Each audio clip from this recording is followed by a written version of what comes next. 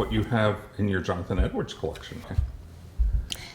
This happens to be a page from the personal account book of Mr. Edwards. And again, you can see the X's where things were paid off. Either he paid someone or someone paid him for services. But this happens to be the personal account book, the account book that would be used as his discretionary fund. And what I mean by that is if he needed to give monies to a member of his congregation because of some great need, or it also lists household items like thread for Mrs. Edwards when she would sew dresses or coats, or his tippet, which was that beautiful collar that she made for him, 2-point collar. It's called a tippet. You can see just about here, I'm reading backwards, but just about here it says, Mr. Hopkins for a cake of chocolate. Now, chocolate didn't come to you in little cakes like this. It came in big cakes. And if Mr. Hopkins, who was his friend, Samuel Hopkins, was going to Hartford or Boston, he was asked to stop at the chocolate shop. And there was a reason. Not only did Mr. Edwards have a sweet tooth, but he also had melancholia. He had some problems with depressive moods that went down. So he knew a little bit about how that made him feel better. And chocolate makes your endorphins move. That is really interesting. You know, it's like ice cream, you know. Mm-hmm. So they'd buy quite a bit of chocolate. There's also some wonderful household things here. 26 feet of what we call Holland, which was this gauzy, beautiful material that women would make dresses out of in this period. And they called it Holland because it indeed came from Holland. It came from the Netherlands. And it was quite a thing to receive that imported cloth to make things with. And Mrs. Edwards would do that. She was an expert needleworker, and she was also a great seamstress. This is an original letter. It's a manuscript item that has 3 parts to it. This is a letter written to Eleazar Wheelock, who was a kinsman of Mr. Edwards. What I mean by that is he had married into the Edwards family. He was indeed the Reverend Mr. Wheelock of Lebanon, Connecticut at this point in time. He becomes, by the way, the first president of Dartmouth College later on in his life. So he's a pretty important fellow. And after a particularly successful revival in 1741, Mr. Edwards sends him this letter. And in the letter, it's 3 parts, really. The first part has to do with Mr. Wheelock's revival and how successful it was and how many people had found salvation.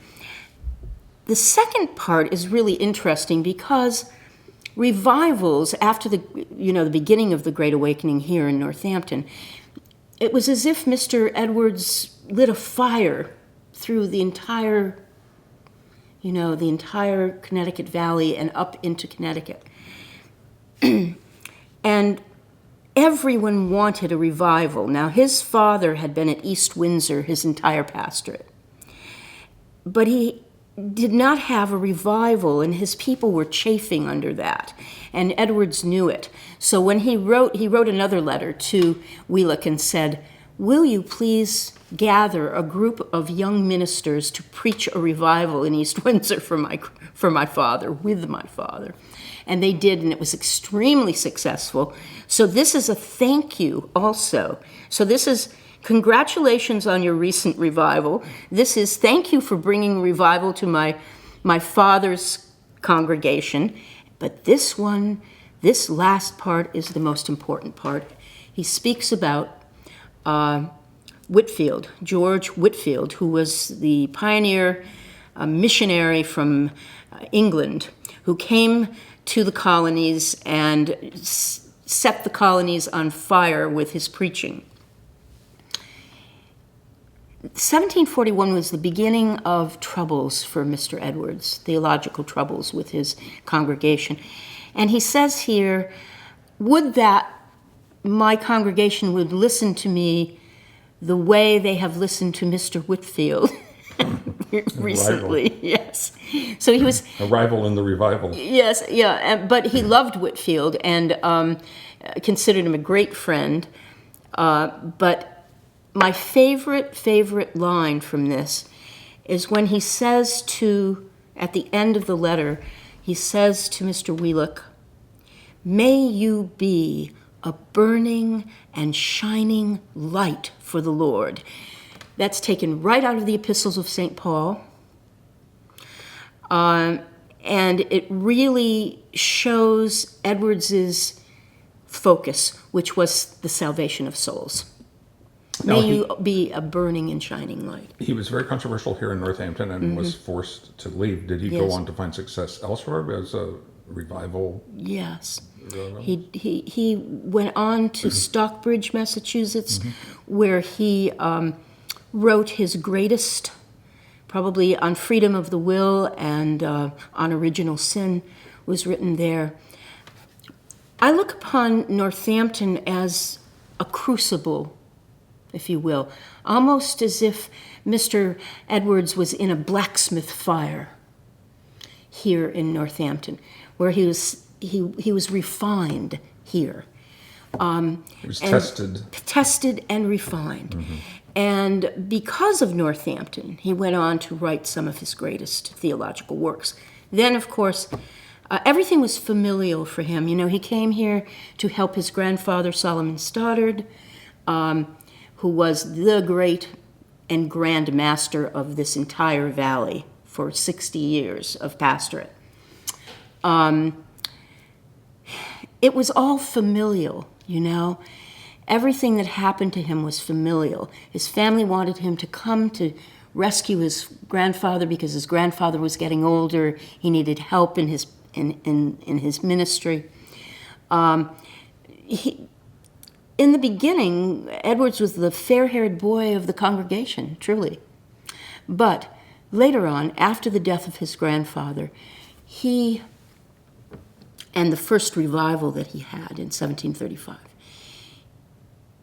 he changed his theological stance from what we call full covenant to halfway covenant. I'm not going to go into that because it's a little complicated.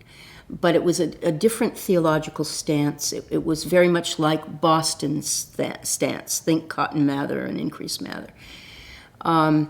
So having had Solomon Stoddard as their pastor for all those years, and then to shift to a full covenant theology was very difficult for the congregation. They chafed under it. And because of that, he couldn't quite convince them over the years that full covenant was the way to go. And then some certain things happened that created stirs in the community, and we don't have enough time to go into that. No, you told me that many congregations still have a pilgrimage here to visit. Yes. Because of Jonathan Edwards. I see so many people coming to talk to me about Edwards in Northampton. Last summer, just as an illustration, I had a pastor and 40 of his congregants come from Florida. He pastors a church of 3,000 people. They're very much enamored of Edwards. They're a Reformed church, Reformed congregational church. And I had to show them all the sites. And of course, there aren't many sites left in Northampton of Edwards. But I showed him where David Brainerd and Jerusha Edwards are buried. Of course, Edwards is not buried here. We have to, tell people that right away. He's buried at Princeton in the old burial ground there. Because of familial things, His son-in-law, Aaron Burr Sr., the Reverend Aaron Burr Sr., dies prematurely of smallpox. He's called by the board of Princeton, what would be Princeton University later on, and will you come? You know, the only one who could fill Solomon Stoddard's shoes in Northampton was Edwards, and the only one who could fill Aaron Burr Sr.'s shoes in Princeton was Edwards. So he's pulled by family responsibility all the time. Yeah, and of course he goes to Princeton. There's another outbreak of smallpox. He's, you know, Edwards is the greatest mind of his century. He was a philosopher, he was a scientist, and he was a theologian. Because he was a scientist, because he believed in science, he had an inoculation against the smallpox done, but it went awry. And so he became ill with smallpox and died, sadly. On his deathbed, besides saying some very beautiful things about the Lord, he said this: "Tell Sarah we have had an uncommon union," because not only was the romance there between Mr. and Mrs. Edwards, but she was hand in glove. Think of a hand that goes inside a glove. She fit everything that was necessary for his pastorate to go forward. That's just an incredible story, Lisa, and you tell it so well.